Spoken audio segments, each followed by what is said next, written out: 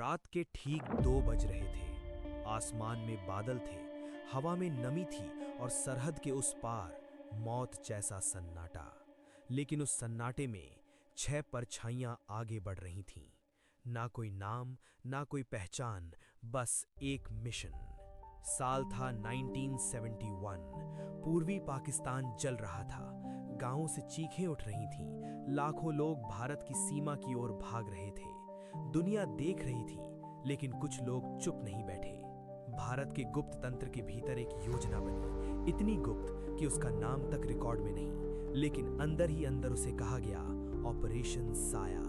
क्योंकि ये लोग साए की तरह आते थे, वार करते थे और अंधेरे में खो जाते थे। इन 6 लोगों में हर कोई खास था।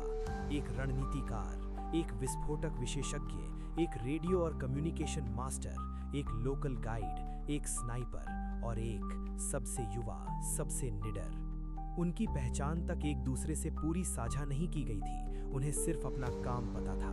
पहला टारगेट एक रेलवे जंक्शन जो दुश्मन की सप्लाई लाइन की। फुसफुसाहट में आदेश मिला, 3, 2, 1। एक जोरदार विस्फोट और कुछ ही सेकंड में पूरा इलाका अंधेरे में डूब गया। दुश्मन को लगा बड़ा हमला हुआ है। उन्होंने सैकड़ों सैनिक भेज दिए, लेकिन वहां कोई नहीं था। साया गायब हो चुका था। अगले हफ्तों में कभी गोला बारूद का डिपो जल उठा, कभी रेडियो टावर गोली ने रोक दिया। पाकिस्तानी सेना के बीच एक अफवाह फैलने लगी, एक अदृश्य टोली है। डर धीरे धीरे उनके दिलों में उतरने लगा। लेकिन हर मिशन की कीमत होती है। एक रात सूचना लीक हो गई, गोलीबारी, अराजकता और फिर सन्नाटा। 6 में से एक पकड़ा गया।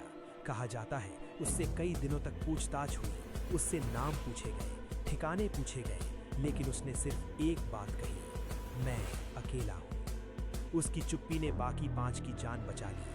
और फिर दिसंबर 1971, खुला युद्ध छिड़ चुका था। दुश्मन की सप्लाई पहले ही कमजोर हो चुकी थी, कम्युनिकेशन बिखर चुका था। 16 दिसंबर, ढाका में आत्मसमर्पण। एक नया देश जन्मा, बांग्लादेश। इतिहास की किताबों में बड़ी लड़ाइयों का जिक्र है, जनरलों के नाम हैं, लेकिन उन 6 सायों का नाम कहीं नहीं। कभी कभी इतिहास बदलने के लिए हजारों सैनिक नहीं, सिर्फ 6 साहसी दिल काफी होते हैं। और शायद आज भी कहीं कोई बूढ़ा आदमी समंदर किनारे बैठा हो, जो जानता हो कि वो भी कभी एक साया था। अगर आपको ऐसी रहस्यमयी, अनसुनी और दिल को छू लेने वाली सच्ची कहानियां पसंद हैं, तो चैनल को सब्सक्राइब जरूर करें, क्योंकि अगली कहानी इतिहास का वो राज खोल सकती है जो आज